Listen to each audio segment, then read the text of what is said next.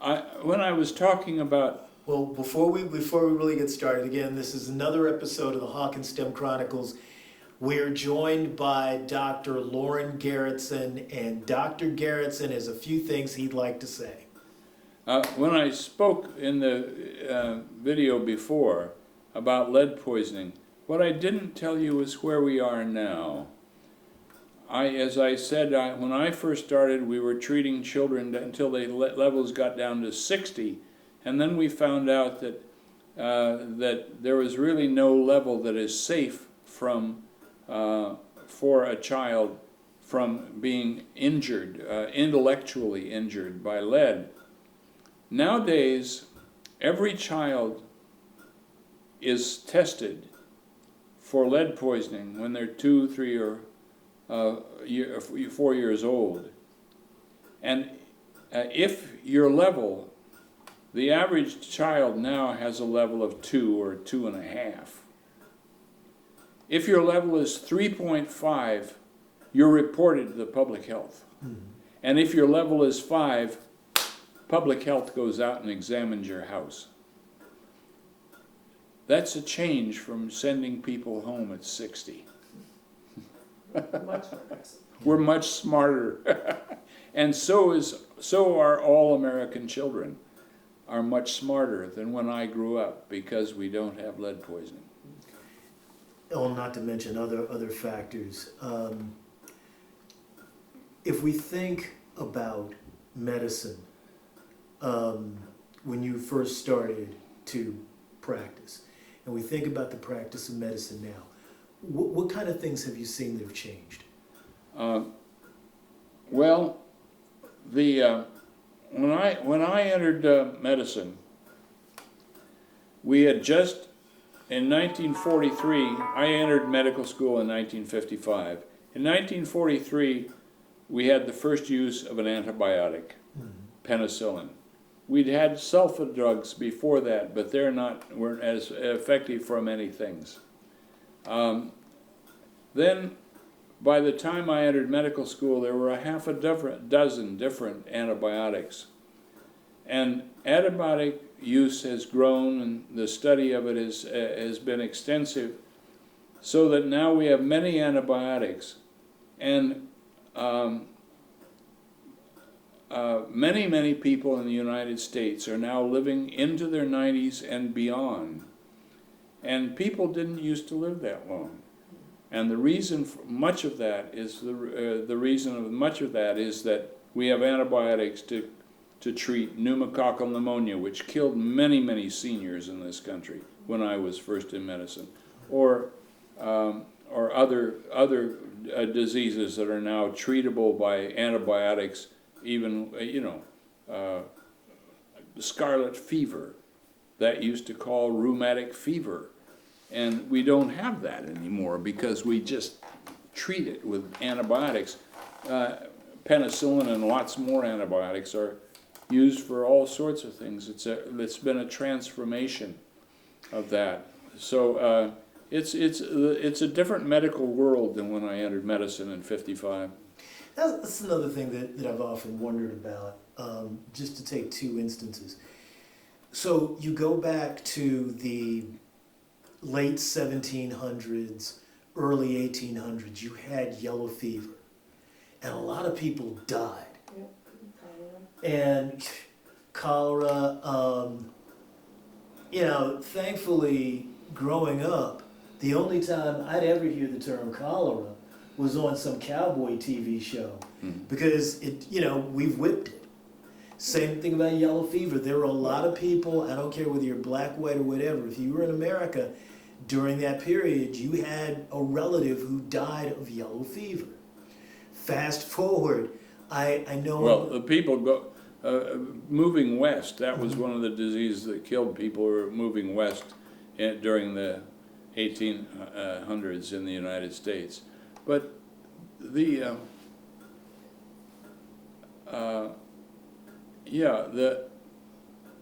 you have to remember that in the mid 18th century, in the mid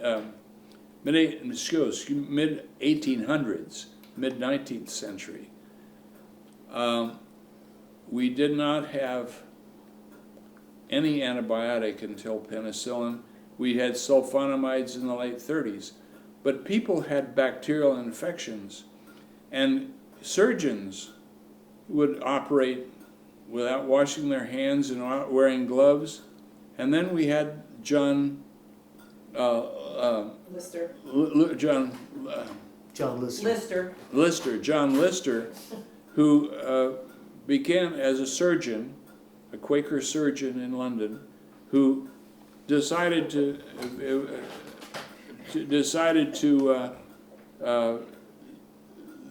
figure out why so many of his patients were having post-operative infections, and he was fascinated by the work of Louis Pasteur, and decided that it was bacterial infections. So he started washing out his wounds with carbolic acid in order to kill bacterial infections in his surgical patients. And of course, and he is honored by having a mouthwash named for him, which is intended to kill bacteria in your mouth. It's called Listerine. And there was a man from Alabama who did a postdoctoral study with John Lister in the mid to late 19th century. And he came back to this country, and he had a son. And his son, he named for John Lister. And so that's how Lister Hill got his name. Well, Lister Hill became a U.S. Senator from Alabama. He's the longest serving U.S. Senator in the history of the U.S. Senate. And he is you sort of think of him, he's an heir to John Lister, because he is the man who led the charge to start the National Institutes of Health and the National Library of Medicine, by a man who's named for the famous surgeon who was the first one to decide that we ought to do something about bacterial infection in the operating room. Yeah, I'm glad you brought that up, because a lot of times, I think wrongly, we hear people throw out acronyms like, say, NIH, and they don't know that it's the National Institutes of Health, but they especially don't know the rationale behind the founding of the National Institutes of Health. Yes, that's right. Hawkins STEM is named for Guy R. Hawkins, who was a biochemist at the National Institutes of Health. And we don't really think about these organizations as not just health positive organizations, but they've saved American lives. Oh, and still are. Yes. You know, one of the famous recent diseases we've had is long COVID, after a COVID epidemic, and the study of long COVID has been primarily done at the NIH. We're knowing a little bit more about what's causing long COVID. Now, a new disease in our society.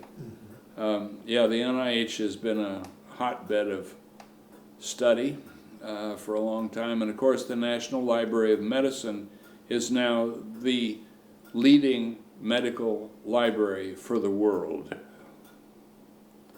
Something we cannot afford to lose. Man, it's incredible what you can get out of the National Library of Medicine. And that raises another point. How much of medicine, even after you've graduated from medical school, you've taken your boards, you are now a board certified physician, how much of medicine is study? Well, it's different. Different people do different things. If you're in a medical institution like I was all my life, you were expected to be doing some kind of investigative work. Mm-hmm. And so I can't tell you how many times I've gone online to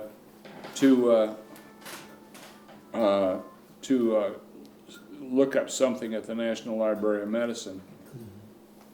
But you would have also had to do continuing ed, like, part of being a Oh, physician sure. means that you are constantly learning and you're constantly going to rounds or grand rounds at a teaching hospital where there's new teaching happening and you're learning. And one of the things you told me that I thought was interesting was when you went into medical school, they said that by the time you graduate, a quarter of what we've taught you will have been proved wrong. Maybe you made that up, but I remember you saying something like that. But that it's a continuing, that we know that we are learning and growing and exploring and doing scientific research to disprove what we thought was correct, but now have the more advanced technology to be able to prove it at a higher degree. So the idea that just because you were a medical doctor, you were still reading, you were still comparing this against indeed. that. You're always a student. And it's interesting because I've done much less reading in science since I retired 25 years ago. However, if you just look at where we're sitting right now, there are 2 medical journals on the table. Okay. And I just got them in the mail yesterday, and I have already marked the ones I'm going to read, which I haven't read yet. Okay, all right. But medical journals with the most up-to-date, research are part of what is your, and one of the things interesting, my dad was on clinical trials just as a physician. So he was on an aspirin clinical trial for many, many years, where he took pills every day and he didn't know whether he was a placebo or whether he was in the actual test group. And then they ended that study early because they proved early that aspirin actually had prevented heart disease, and so Wow. it was used for a long time to help prevent heart disease in men. So now, of all the people, I'm fading. okay, of all the people that you've met because of the work that you've done, tell me about someone who really strikes you as being among some of the most interesting people that you've met, and you would have only have met them because of the practice of medicine. Well, it's going to take me a minute to All right. give some thoughts of that.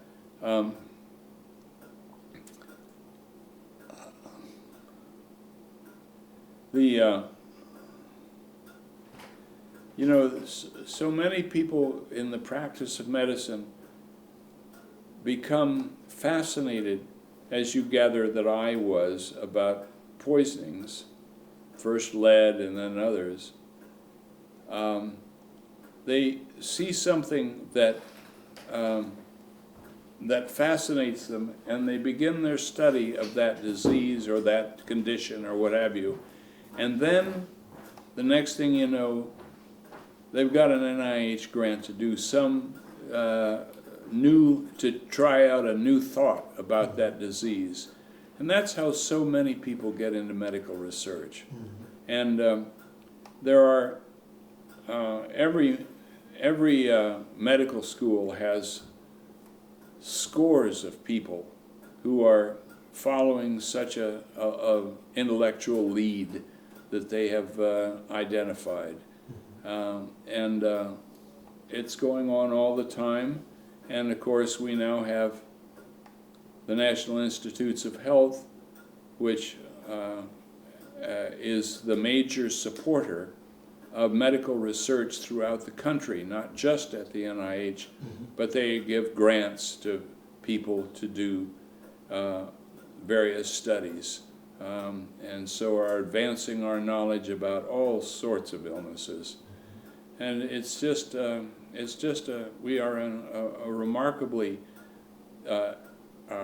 intellectually vibrant society when it comes to medical research. May we stay so forever. I hope so. Well, Dr. Garrettson, again, I want to thank you so very much for your time. Thank you.